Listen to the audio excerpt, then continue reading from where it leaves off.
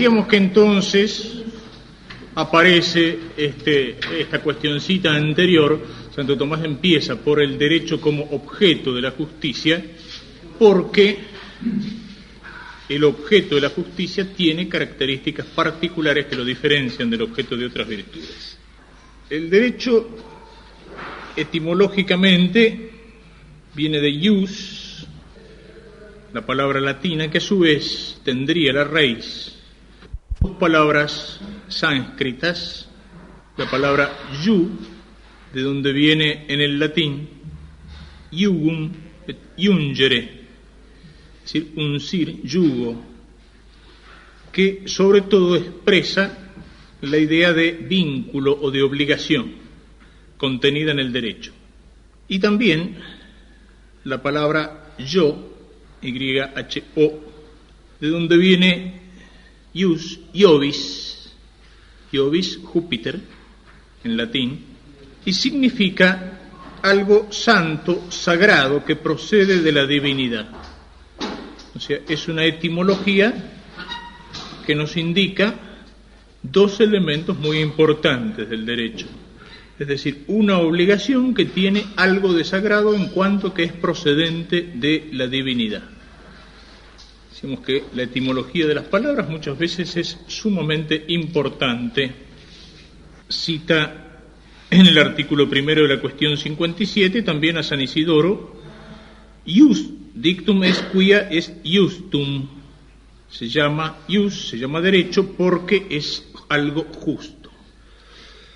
El derecho es algo, digamos, de alguna manera primario, es decir, resulta difícil de definir, más que definirlo se lo puede describir, como suele suceder con los conceptos primarios o elementales. En esta descripción, yo había terminado citando en la clase anterior los artículos de Mazzini y de Piper en Micael. En Liberación y Derecho es un artículo que se refiere al fundamento del derecho y muestra cómo ese fundamento, a través de un proceso, se ha ido destruyendo. Es el análisis muy bien hecho en el tema de la justicia y del derecho de lo que podemos llamar el proceso de la revolución anticristiana, es decir, la apostasía sobrenatural y natural de Occidente. Esa apostasía o esa ruptura del orden cristiano, que es un proceso de siglos, se ha ido dando en diversos terrenos. En el orden de lo religioso, a través de esas negaciones que señalaba el Papa Pío XII, la negación de la Iglesia con el protestantismo, la negación de Cristo con el deísmo masónico y la negación de Dios con el marxismo.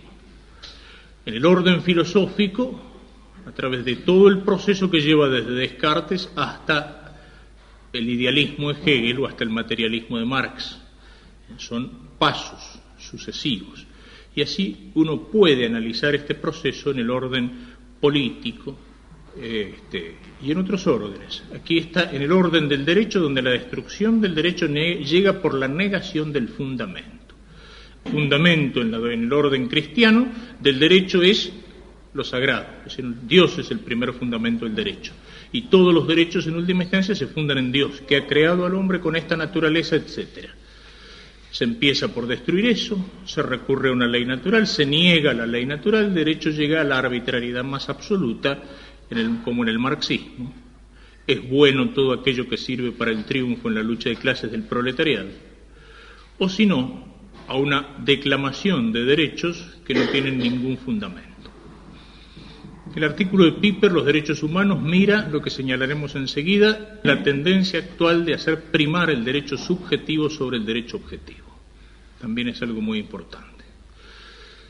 Y precisamente, describiendo así el derecho, podemos decir que el concepto de derecho puede o tiene tres significados principales que tienen su importancia. En primer lugar, el ius, al cual se refiere primariamente Santo Tomás, es el derecho objetivo, es decir, lo justo, lo que es debido estrictamente a otro como cosa suya y que puede ser una cosa o acción. desde el salario justo hasta el respeto por la vida del otro, por la familia del otro. Un adulterio es un pecado no solo contra la castidad, sino contra la justicia, porque no se respeta la mujer del prójimo. Es el derecho objetivo. El derecho tiene un fundamento objetivo. Como consecuencia de este derecho objetivo, se puede hablar de un derecho subjetivo. El derecho objetivo es lo que es debido de suyo a una persona, lo que yo debo al otro, perpetua y constante voluntad de dar a cada uno lo suyo, definición de la justicia indicando el objeto. El derecho subjetivo, fundado en el primero, es la facultad moral de poseer, de hacer o de exigir algo como propio. Si objetivamente yo tengo este derecho, puedo reclamar ese derecho, es decir, lo que me corresponde. No es una distinción sin importancia. Enseguida lo señalaremos. Y en tercer lugar, el derecho normativo, es decir, la ley o el conjunto de leyes que determinan lo que es justo. Es lo que a veces se llama el derecho. Cuando uno dice, ¿vos qué estudiás? Estudio derecho. Hay un texto de derecho, hay una facultad de derecho. Eso es el estudio del conjunto de leyes que en una nación, por ejemplo, rigen el comportamiento de los ciudadanos, es decir, o especifican o concretan el derecho. La relación entre estos tres derechos es muy importante. Actualmente hay una tendencia a hacer primar el derecho subjetivo sobre el derecho objetivo y otra tendencia a considerar como derecho solamente el derecho normativo. Y las dos están muy extendidas y tienen consecuencias gravísimas. Veíamos hace un rato los distintos conceptos de justicia. Resumiéndolos en orden a lo que estoy diciendo, podríamos decir que el concepto primero de justicia es esa relación a lo divino, es ese Dios que es justo, es esa santidad en aquel que sigue a Dios y que es fiel a Dios.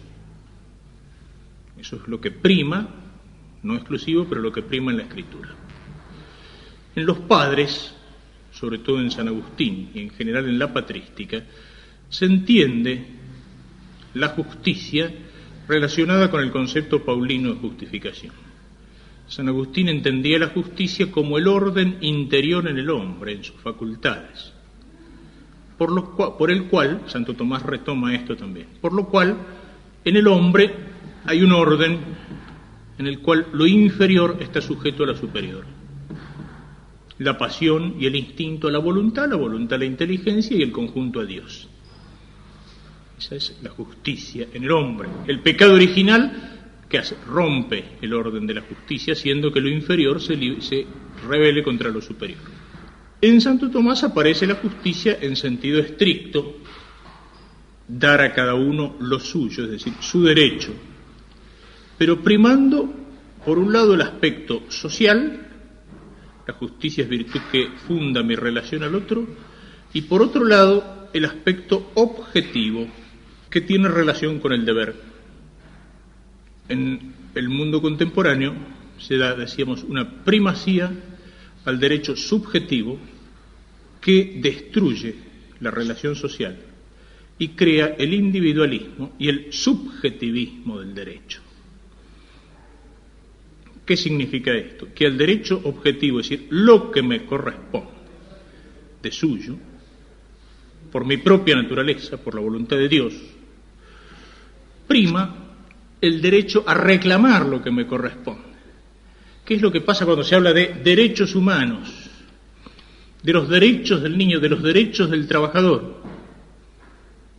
¿Cómo se entiende la palabra derecho? Primando el derecho subjetivo. O sea, el derecho es lo que a mí me corresponde. El derecho es el derecho que yo tengo para exigir que me paguen, para exigir que me den, para exigir que me respeten, para exigir que estas ventajas, para exigir tal otra cosa. Y si lo que prima es eso, no lo objetivo, sino lo subjetivo, Y aparte de eso, se rompe el fundamento del derecho, ¿eso que lleva? A un subjetivismo, donde cada uno, el derecho pasa a ser lo que cada uno cree que a él le corresponde, lo que cada uno quisiera hacer que le corresponda. Ahí es donde entramos en una relativización total del derecho. Y como cada uno mira su derecho, es decir, lo que me deben a mí, lo que me tienen que dar, lo que me tienen que pagar, eso lleva a que la sociedad se disgrega. Se disgrega en una serie de individuos que creen que están llenos de derechos y que no tienen ninguna obligación. Se pierde la dimensión social y se pierde la dimensión objetiva. Se pierde el sentido de la virtud, porque cuando prima el derecho objetivo, ¿qué es lo que pasa? Ahí está la virtud de la justicia, perpetua y constante voluntad de dar a cada uno lo que le corresponde. Es decir, lo que yo tengo que mirar en el derecho no es primero qué es lo que me tienen que dar, sino lo que yo tengo que dar. ¿Qué es lo que yo tengo que dar al otro? Justicia, trabajo, respeto, etcétera. Pero pone el primer acento sobre la obligación personal de dar y no sobre el derecho a recibir. Ese es el concepto de Santo Tomás. Cuando se mira el derecho objetivo, lo primero que tengo y lo que funda lo otro. ¿Por qué? El derecho de exigir está fundado en la obligación de dar. Y está unido al deber, después lo podría decir él, porque el derecho nace del deber. Podría resumir, parafarseando un poco a Castellani cuando él se burla de la Declaración de los Derechos Humanos de la Revolución Francesa. No podría decir, ¿cuál es el primer derecho del hombre? El primer derecho del hombre es cumplir con su deber. Y el segundo es a que le den un garrotazo en la cabeza si no lo cumple. Es decir, primero es el deber. Y porque tengo el deber tengo el derecho de aquello que necesito para cumplir con mi deber. Pero aquí eso desaparece.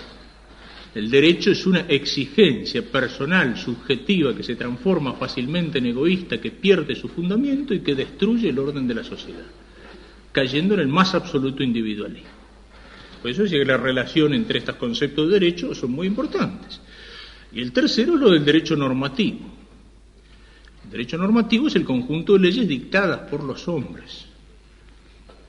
Pero ¿qué es lo que hay aquí? Si ustedes recuerdan el Tratado de la Ley, se relaciona con eso, cuando están las distintas clases de ley en las cuales hay una participación de la ley eterna, de la ley divina, de la ley natural en el hombre y de la ley positiva humana. Pero la ley positiva humana, ¿qué pasa? Depende de la ley natural. La ley positiva humana puede, en primer lugar, afirmar la ley natural, no matar. Dice la ley natural. La ley humana dice el asesinato es un crimen que tiene tantos años de prisión, pero confirma la ley natural. O puede especificar la ley natural. La ley natural dice, incluso en las leyes más, que algunos dicen meramente positivas, que no son así. La ley natural dice, tengo que respetar la vida del otro. La ley positiva, ¿qué hace? Pone, por ejemplo, normas de tránsito para que uno no pueda manejar drogado o para que respete los semáforos. Pero en última instancia, ¿eso qué hace? Especifica la ley natural. ¿Es de ley natural que el semáforo sea rojo o verde? No, pero es de ley natural que uno tiene que vivir en comunidad, respetar la vida del otro, respetar el orden. Es decir, la ley humana especifica y confirma la ley natural, pero no puede ir en contra de la ley natural. Si la ley natural me dice que el aborto es un asesinato porque hay vida desde el primer momento de la concepción, una ley humana que permite el aborto no es ley, tiene apariencia de ley, pero es una iniquidad, como señala Santo Tomás. Es decir, ninguna ley de los hombres puede cambiar el derecho natural. Puede confirmarlo, concretarlo y especificarlo, pero está como dependiendo en un orden de participación. Si va en contra, ese orden de participación se rompe. Eso es lo que pasa aquí.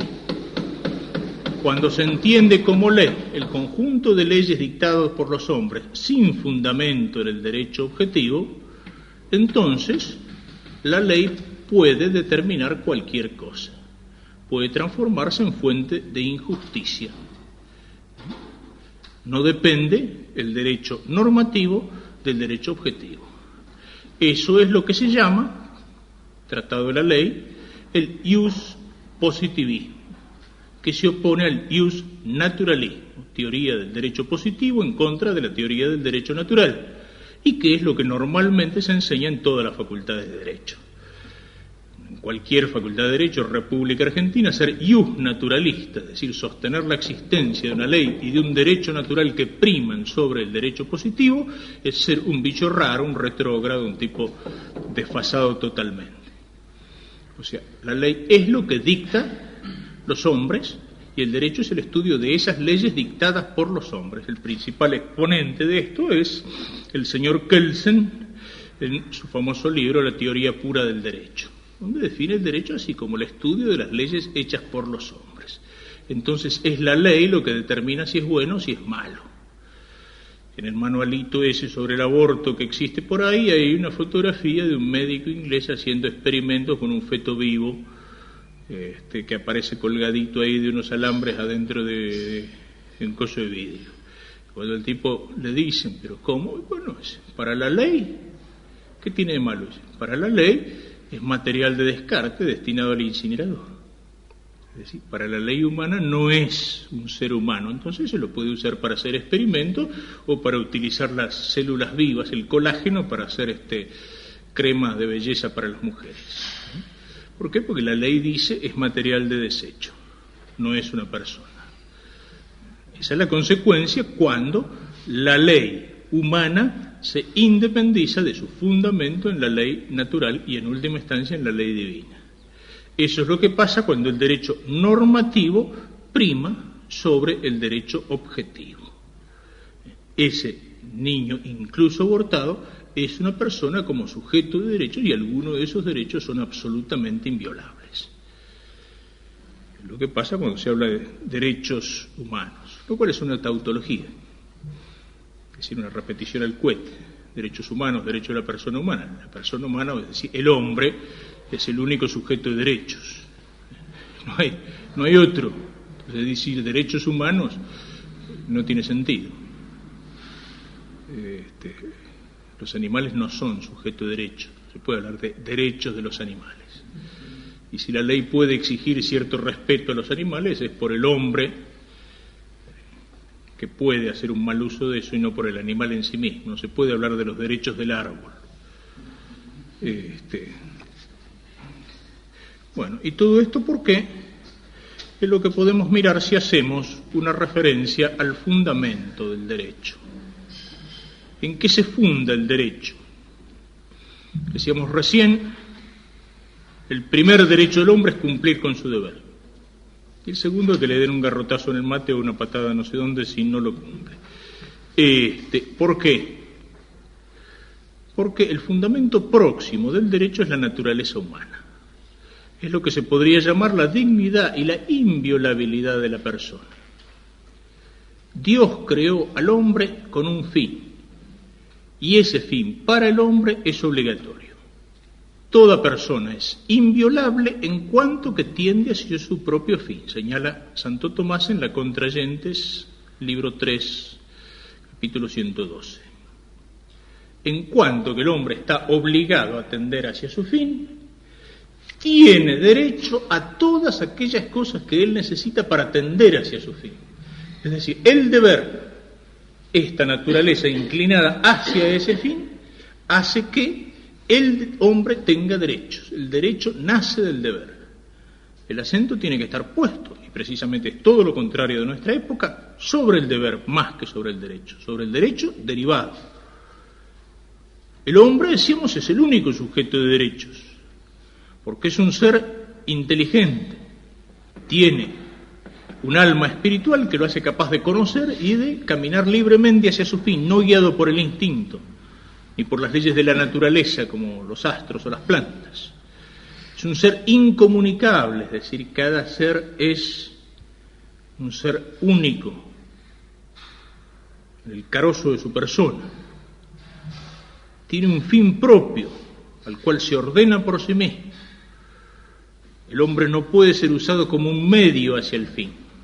Entonces, el derecho, el fundamento del derecho, es en la naturaleza humana la facultad inviolable que el hombre tiene de dirigirse hacia su propio fin y de disponer los medios necesarios para ello. Aquí es donde se fundan los derechos del hombre, es decir, del único que es sujeto de derechos. Porque el hombre tiene que dirigirse hacia ese fin. Y bueno, entonces el hombre tiene una vida. El hombre tiene una vida que no es simplemente una duración. Esa vida merece un respeto. El hombre tiene necesidad de trabajar para vivir, para mantener su familia. Entonces de ahí nacen los derechos de la familia, de ahí nace el derecho al trabajo. Es decir, no se puede obstaculizar al hombre. El hombre tiene derecho a los medios que necesita para alcanzar hacia el fin, pero eso nace de su deber, del deber del hombre de mantener una familia, de educar a los hijos, de llevar esa familia adelante. Y bueno, de ahí puede nacer el derecho al salario digno, de ahí puede nacer el derecho al salario familiar, de ahí puede nacer el derecho a la vivienda, de ahí puede nacer el derecho a que se lo respete, en su legítima libertad, a que se lo respete en su persona, a que se lo respete en su fama, en su honor, en su vida, porque el hombre necesita de esas cosas para llevar una vida ordenada y adecuada a su fin. Es algo que debería ser casi evidente. Se pueden distinguir en eso, por supuesto, de acuerdo a los distintos deberes, de los distintos niveles de lo que es una vida humana, se pueden distinguir determinados tipos de derechos. No todos los derechos tienen la misma densidad. No puede decir que ese feto que está por abortar o que ese niño Down tiene derechos inviolables que ninguna ley le puede quitar. Y sobre todo su derecho a la vida. No tiene derecho a votar, por ejemplo, ni a la libertad de prensa, aparte para que lo necesite. Es decir, hay derechos que van unidos a la misma naturaleza humana para que el hombre pueda ser hombre y vivir como hombre. Hay otros derechos que pueden depender de las leyes, de las circunstancias o de las costumbres de los pueblos. Cuando algún obispo argentino, tocando un tema tan delicado como es el de la guerra antisubversiva y todo eso, dijo: en tiempo de guerra los derechos humanos quedan suspendidos. Perdonen, pero eso era un rebuzno episcopal. Es decir, en tiempo de guerra algunos derechos pueden quedar suspendidos, evidentemente. En tiempo de guerra no puede censurar la prensa y censurar la correspondencia privada. En tiempo de guerra se le puede poner al tipo un tremendo impuesto. En tiempo de guerra se le puede confiscar al tipo una propiedad que tiene porque el bien común lo necesita. Es decir, son derechos que normalmente los tiene en su vida, pero que en esta situación de emergencia pueden ser limitados o pueden ser suspendidos. Pero decir así pelado, los derechos humanos quedan suspendidos, eso es lo mismo que decir piedra libre, en tiempo de guerra se puede hacer cualquier cosa. Es decir, hay derechos que son esenciales a la persona. El derecho a la vida, bien entendido, es decir, nunca se puede atentar y por ningún motivo directamente contra una vida inocente. Eso lo veremos más adelante, porque gran parte del Tratado de la Justicia es eso: el derecho que el hombre tiene a la vida, el derecho que el hombre tiene a la salud, el derecho que el hombre tiene a la propiedad, el derecho que el hombre tiene al respeto, a la fama, al honor. Por ningún motivo se puede atentar directamente contra una vida inocente. Por ningún motivo. Por eso ninguna causa ni la vida de la madre justifica la muerte directa de un niño en el vientre de su madre. Incluso en el caso de la pena de muerte, decía el Papa Pío XII, solo el Estado tiene derecho cuando el hombre, por la enormidad de su crimen, se ha despojado del derecho a la vida. Eso señala el Papa Pío XII, hablando de la pena de muerte, y por la enormidad de su crimen. Pero si no, la vida inocente directamente es inviolable, es uno de los derechos fundamentales. ¿Y todo esto en qué se funda? Decimos, en la naturaleza del hombre. Dios creó al hombre para un fin y el hombre se dirige libremente hacia ese fin. Por lo tanto, el último fundamento del derecho es Dios. Es Dios que ha creado al hombre, Dios que nos impone el fin, Dios que quiere que consigamos ese fin. Dios nos tiene que dar los medios para ello.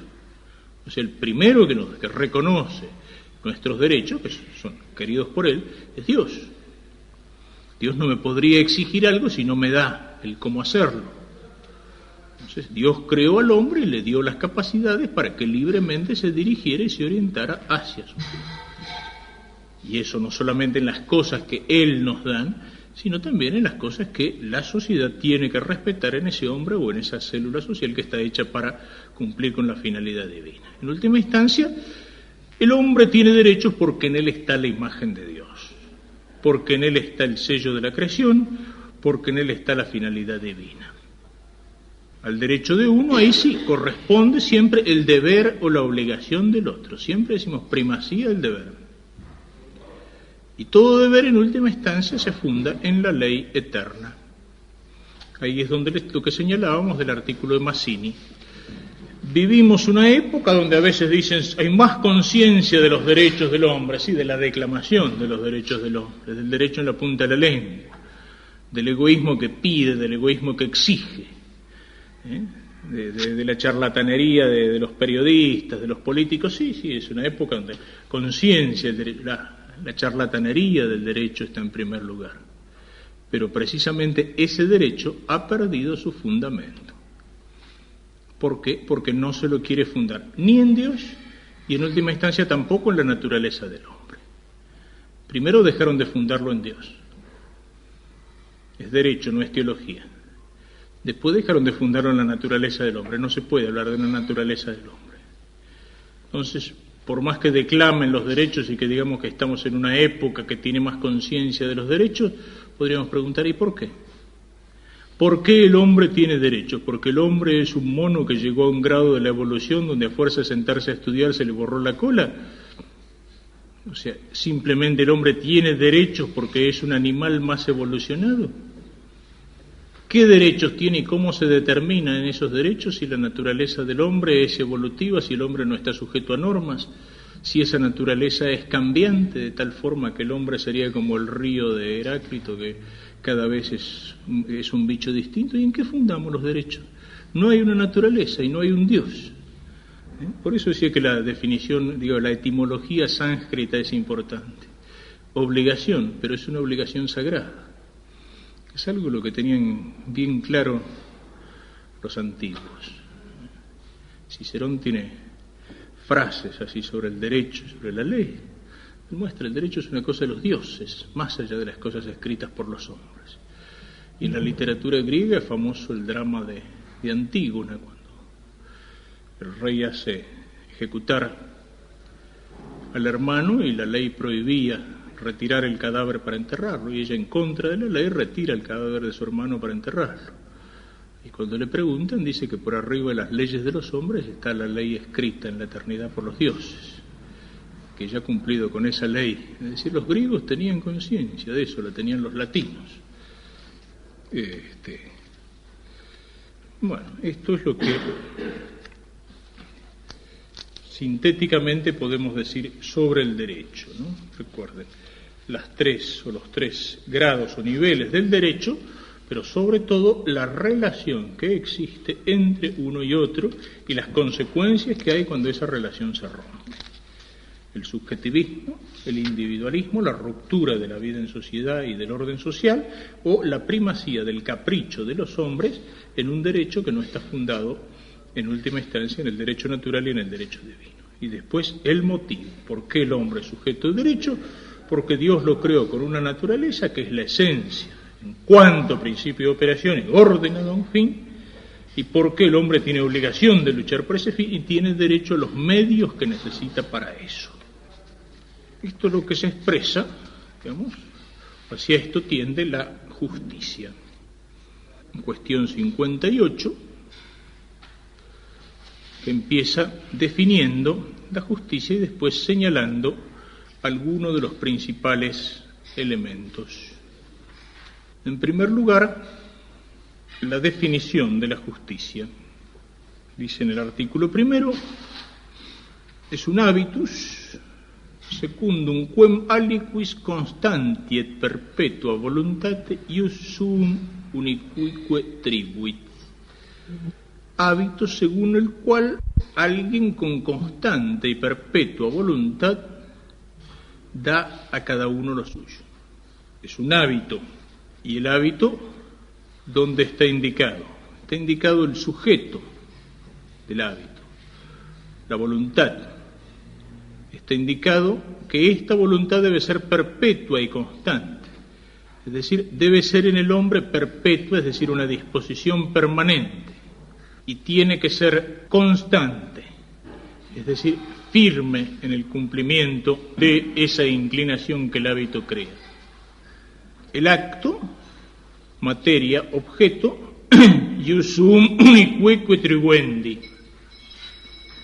Voluntad, sujeto, especificado por un objeto y que al mismo tiempo indique la materia. Dar a cada uno su derecho. Aquí, como vemos, en primer lugar, es virtud, no queda en la mera exterioridad, es una perfección de la persona como hábito. Y, en segundo lugar, prima ese concepto objetivo del derecho y prima la obligación de dar sobre el derecho de exigir o de recibir. Te damos gracias, Señor, por todo lo que recibimos de tus manos. Gloria al Padre, y al Hijo, y al Espíritu Santo.